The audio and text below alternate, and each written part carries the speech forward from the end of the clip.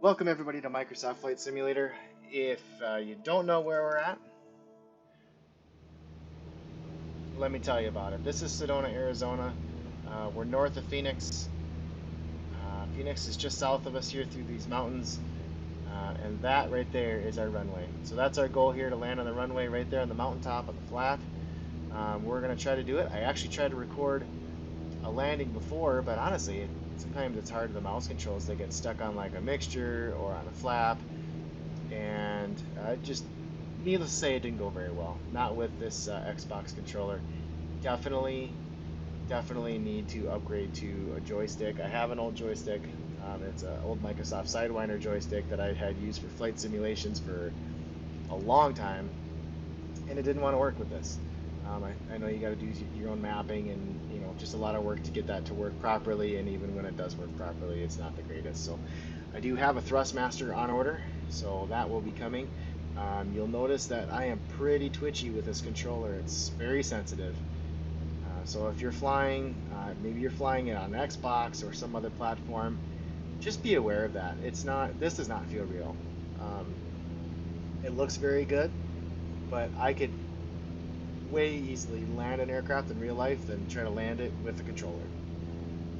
It's not natural, and it's too twitchy. If you touch when I touch my controller just a little bit too, it just bounces up and down. That's not natural. That's not right. So I would normally too. I almost want to have a trim wheel, a separate trim wheel, because I'm always on the trim in real life. So we're going to come in here for landing. We're going to pull this out. We're going to pull this down a little bit. We're going to set notch of flaps down. And we're going to come in here. We're going to go right over top of these beautiful little hills here. Just amazing view. I actually took this pattern a little wide, but we want to check it out a little bit. I wonder if we took one of those F-18 Maverick jets up here and buzz through these Sedona mountains, how cool that would be. The elevation is just unreal, so you couldn't really just get low and then pull right up over these. You'd have to pull up sooner. Alright, I'm not sure what runway we're going to be coming into. Looks like it's probably like a runway, something like maybe it's a 23. I don't know if it's runway 23. I'm just looking at the compass and giving a guess, so I would definitely call Sedona traffic. Cessna 112 X-ray is left base, runway 23, touch and go. I think that'll be good. Let out a little bit more throttle here, see where we're at on this runway. One thing I don't like about high-wing aircraft like Cessnas are the fact that when you turn, you have zero visibility of where you're going to go. There it is. Not my favorite aspect of it. Everything else about them, absolutely love. Love flying them. They're solid. They can take a beating. They can land on grass strips. So here we are coming in to Sedona, playing with my throttle a little bit here, or what I can play with anyway. Let's do full flaps. Usually I would not do full flaps unless I was doing a short field landing or a soft field landing. I would have one more notch of flaps. See, that's where I got stuck last time, so let's take that off of there. So we're going to come in nice. 60 is about as slow as I want to go, but our glide path is looking good. We're coming down. Really, this is going to be more of a short field landing.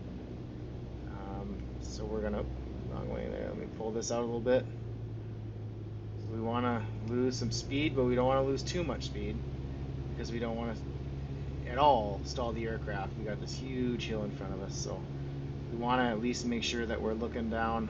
Right now I'm looking about where the landing markers are, past the runway number.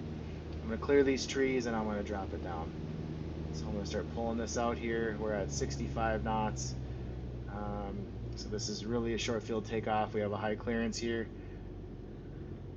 So this is the twitchiness of the controller that I don't like. A little bit of left rudder, a lot of twitchiness. We float for a while. There's our landing.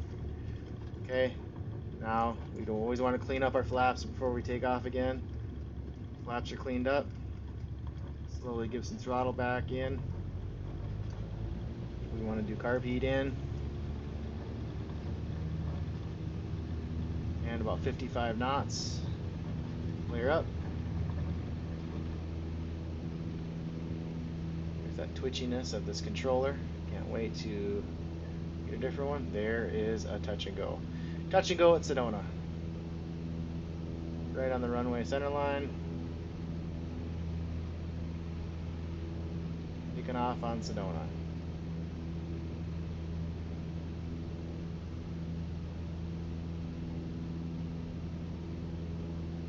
Alright, so we're taking off at Sedona.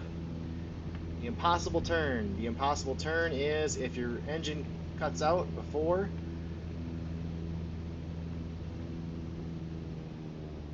Okay, simulated engine failure.